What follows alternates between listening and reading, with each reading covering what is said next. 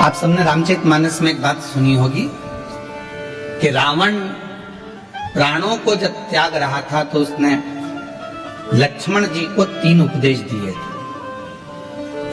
कितने उपदेश दिया है? किसने भेजा था लक्ष्मण जी को रावण के पास?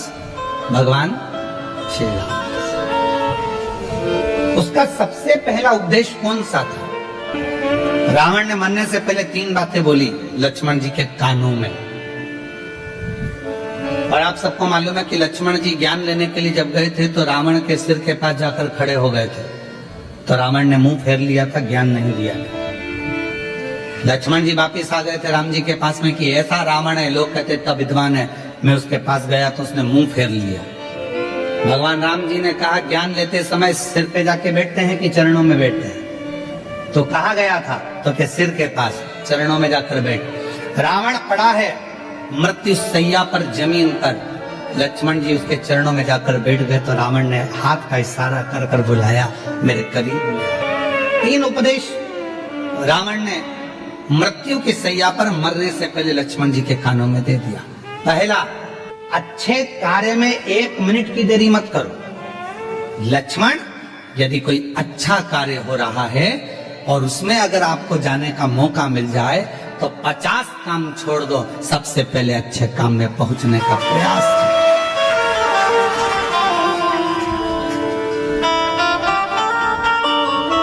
अच्छे काम में 1 मिनट की देरी मत करो। अच्छे कार्य में बिल्कुल देरी ना करिए। अच्छा कार्य करने का मौका मिला है तुरंत जाइए, भगवत भजन करिए, स्मरण करिए। किसी का भोजन कराने का मौका मिल जाए, किसी को पानी पिलाने का मौका मिल जाए। शिव महापुराण की कथा तो कितनी बड़ी बात कहती है कि किसी को अगर गिलास भी पानी का दिया जाए तो ये वाला हाथ को भी छोड़ा ना जाए, इसको भी टच कर लो। हो सकता है कि हमारा जब शरीर, हो सकता है कि ये जो आधा शरीर है, आधा भाग है मनुष्य का शरीर, जो आधा भाग किसी काम को नहीं कर पाता तो मरने से पहले आधा तन काम करना बंद कर देता है। लोग उसको पैरालिसिस कह देते हैं। आधा शरीर काम नहीं कर रहा।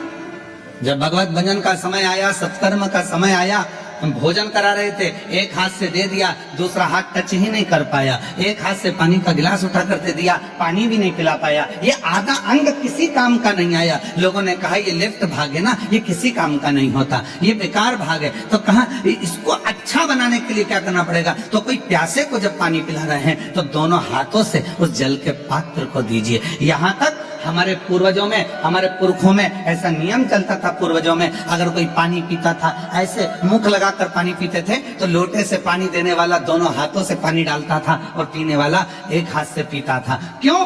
क्योंकि वो ग्रहण कर रहा है और वो देने वाला दोनों हाथों से दे रहा है। तो ये हाथ का प्रयोग पूर्ण होना चाहिए, जिससे मरने से पहले इस शरीर का आधा अंग रे ना जाए। इसको चालू रखने के लिए अभी से काम करना पड़ेगा। शिव जी के मंदिर में दोनों हाथों से जल चढ़ाइए, शंकर जी के मंदिर में दोनों हाथ से सफाई करिए, शिव जी के मंदिर में दोनों हाथ से झाड़ू पोछा करिए, शिव जी के मंदिर में दोनों हाथ से दीप को लगाइए। शिव जी के मंदिर, कई माताओं की आदत रहती है एक हाथ में घंटी पकड़ ली, एक हाथ में पकड़ लिया दिया, एक से घंटी बज रही है, दूसरे से दिया बज रहा है।